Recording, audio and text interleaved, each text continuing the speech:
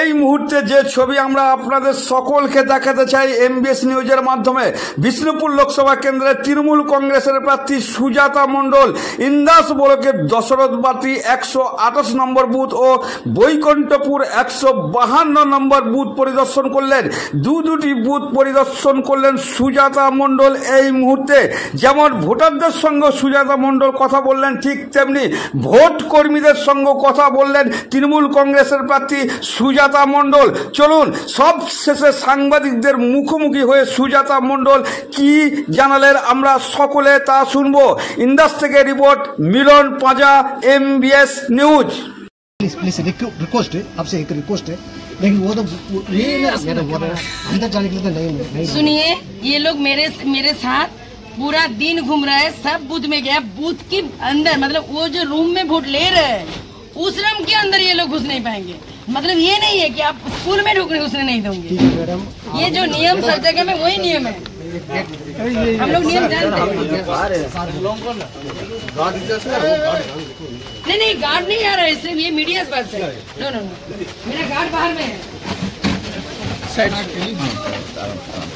हम लोग नियम मानेंगे।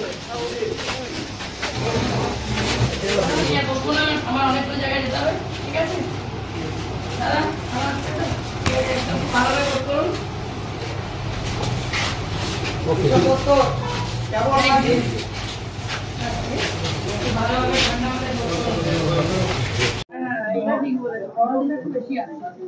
ভালো ঘর ভিতরে দোকান হয়নি, বুঝলে?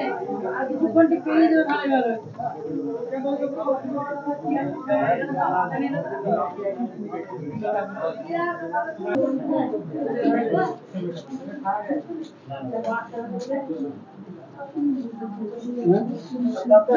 খবর কি ভালো আছো? একদম আমাদের দেখো, এটাই আমাদের ছেলেগুলোর সঙ্গে আমাদের এটাই দরকার।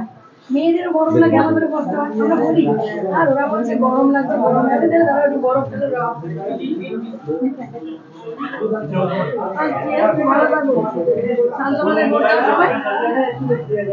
সকাল থেকে ঘুরছেন, কি বলছেন, কি দেখছেন? খুব ভালো, এত শান্তিপূর্ণ ভোট হচ্ছে, খুব ভালো হচ্ছে। বিজেপি কিছু কিছু জায়গায় অশান্তি পাকানোর চেষ্টা করছে, কিন্তু সুযোগ পাচ্ছে না। মানে আমাদের নেতৃত্ব, কর্মী, সমর্থকরা এত ওয়েল ডিসিপ্লিন, ওয়েল বিহেভড যে তারা বিজেপির কুচক্রান্তকে পাত্তা দিচ্ছে না। তাহলে বিজেপি ফ্লপ কেটে গেছে, কারণ বিজেপি বুঝে গেছে ওরা হেরে গেছে। তাই হতাশায় ওরা চেষ্টা করছে খারাপ কিছু করার, কিন্তু সুযোগ পাচ্ছে না। আর সকাল থেকে বিভিন্ন মন্দিরে পুজো দিয়ে, প্রণাম করে, প্রভুর আশীর্বাদ নিয়ে, বাবা মা গুরুদেবের আশীর্বাদ নিয়ে, সর্বোপরি আজ সকালবেলায় আমার নেতা অভিষেক বন্দ্যোপাধ্যায় আমাকে আশীর্বাদ করেছেন ফোন করে। তো এটা বিশাল প্রাপ্তি, নেতৃত্ব রয়েছে। তারপরে আমি বিভিন্ন বুথে বুথে ঘুরছি এবং সাথে প্রচুর মানুষের আশীর্বাদ পাচ্ছি এবং সকলেই জোড়াফুলে ভোট দেওয়ার জন্য অধীর আগ্রহে অপেক্ষা করছে এবং দিচ্ছে। এই যে বুথটা আপনি এখন এলেন, সকাল থেকে কিন্তু এই বুথে অভিযোগ আসলো যে এখানে যে বিজেপি এজেন্ট আছে তাকে মারধর করা হয়েছে এবং বসতে দেওয়া হয়নি, কি বলবেন? কেন, কচি খোকা নাকি? দুধের বোতল খায় নাকি? দুধের বোতলে মানে গোন্দল বাড়িতে দুধ খাচ্ছে নাকি? এরকম অসভ্য খবর, এগুলো অপপ্রচার বিজেপি। এই তো সুন্দর বোতল, এত সাধারণ মানুষ, আমার মা বোনেরা দাঁড়িয়ে আছে, দেখো এত মা বোন দাঁড়িয়ে আছে। অশান্তি হলে থাকতো নাকি?